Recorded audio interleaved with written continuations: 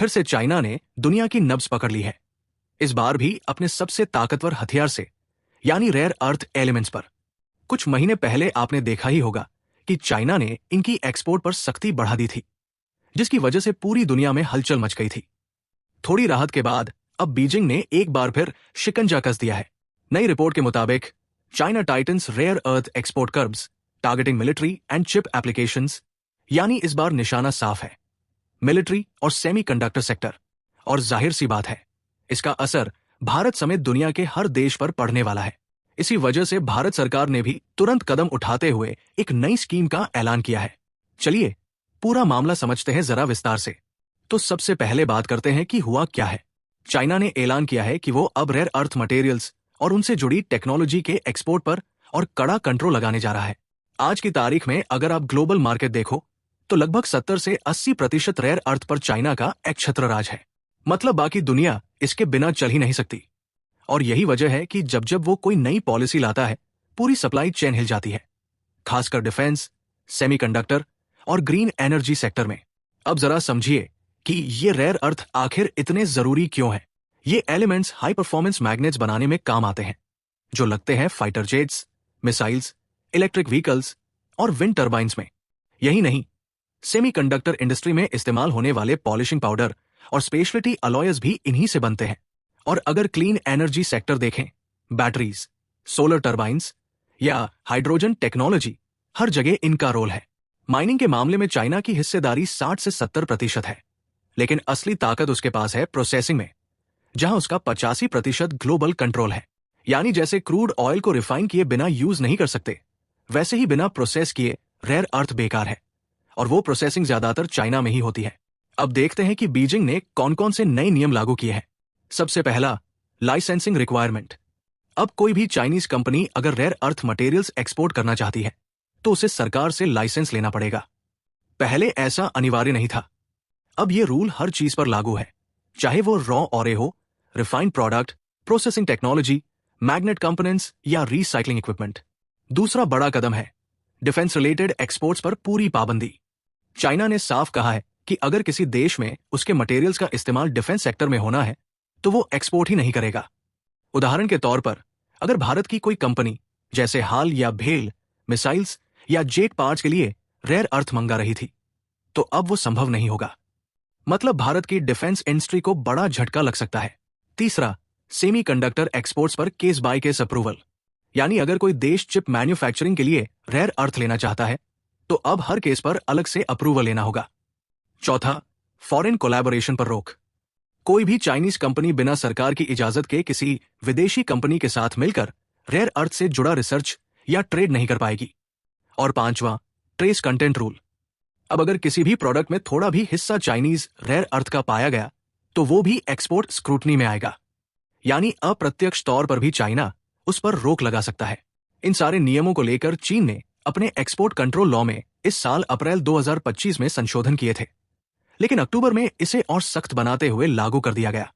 कई प्रावधान तो तुरंत प्रभाव से लागू हो चुके हैं, जबकि बाकी पूरी तरह 1 दिसंबर 2025 से लागू होंगे। अब सवाल ये उठता है, आखिर चाइना ऐसा क्यों कर रहा है? इसके 4 मुख्य कारण हैं। पहला, नेशनल सिक्योरिटी। बीजिंग का कहना है कि वो अपने संसाधनों को उन देशों से बचाना चाहता है जो उनका डिफेंस के खिलाफ इस्तेमाल कर सकते हैं।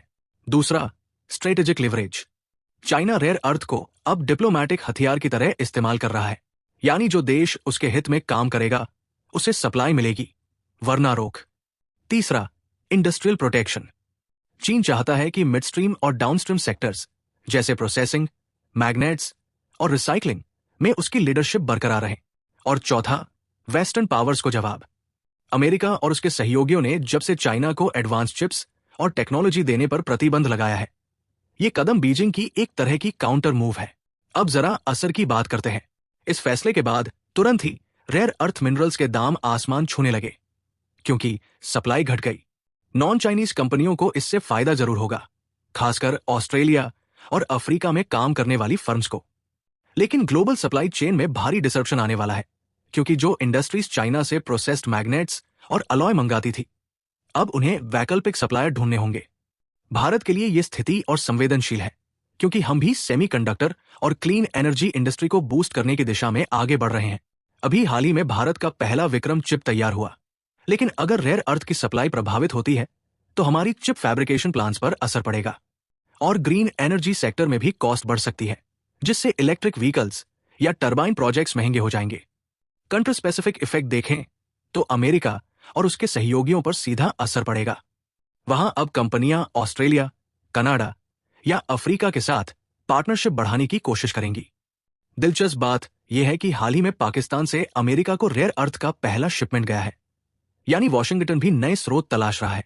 भारत के मामले में चाइना रिपोर्टेडली चाहता है कि अगर भारत उससे रेयर अर्थ खरीदे तो उसका कोई हिस्सा अमेरिका तक न पहुंचे, यानी बीजिंग कहीं न कहीं राजनीतिक दबाव बनाने की कोशिश कर रहा है। लेकिन यह भारत के लिए एक मौका भी है कि हम अपने घरेलू एक्सप्लोरेशन को बढ़ाएं। ओडिशा और केरल जैसे इलाकों में जो मोनाजाइट सैंड डिपॉजिट्स हैं, वहां से हम अपने रेयर अर्थ निकाल सकते हैं और खुद को ऑल्टरनेट सप्लायर की तरह तैयार कर सकते हैं। यूरोपियन यूनियन पहले से ही अपने क्रिटिकल रॉ मटेरियल्स एक्ट पर काम कर रहा है, अब वहां इस पर और तेजी आएगी। जापान भी वियतनाम और ऑस्ट्रेलिया के साथ जॉइंट वेंचर बढ़ा रहा है ताकि चाइना पर निर्भरता घटे। अब अगर लॉन्ग टर्म आउटलुक की बात करें, शॉर्ट टर्म में तो दाम बढ़ेंगे और सप्लाई चेन डिस्टर्ब होगी। मिड टर्म में शायद ऑस्ट्रेलिया और अमेरिका जैसे देशों में नई इन्वेस्टमेंट्स आए। लेकिन लॉन्ग टर्म में सच यही है कि चाइना की पकड़ बनी रहेगी, क्योंकि दुनिया के 70 से 80% रेयर अर्थ पर उसका नियंत्रण है। इसी को देखते हुए भारत सरकार ने अब एक बड़ा कदम उठाया है।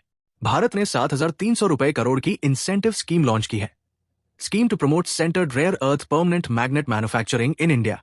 फाइनेंस मिनिस्ट्री की एक्सपेंडिचर फाइनेंस कमेटी ने इसे मंजूरी दे दी है और अब बस यूनियन कैबिनेट की स्वीकृति बाकी है। इस स्कीम के तहत 2030 तक हमारा लक्ष्य है कि हम 6,000 टन परमानेंट मैग्नेट्स का घरेलू उत्पादन करें और इंपोर्ट पर निर्भरता घटाएं। कुल बजट में से 6,500 रुपए करोड़ कैपिटल एक्सपेंडिचर और 800 रुपए करोड़ ऑपरेशनल एक्सपेंडिचर के लिए होगा और यह पूरी स्कीम 7 साल तक चलेगी। जिन कंपनियों का इन्वेस्टमेंट 200 रुपए करोड़ या उससे ज्यादा होगा, उन्हें प्रोजेक्ट वैल्यू का 15% तक इंसेंटिव दिया जाएगा। तो साफ है, चाइना की नई पाबंदियों ने एक बार फिर दुनिया को उसकी मर्जी पर निर्भर बना दिया है। लेकिन इस बार भारत ने वक्त रहते कदम उठाया है ताकि आने वाले समय में हम खुद अपनी सप्लाई चेन संभाल सकें।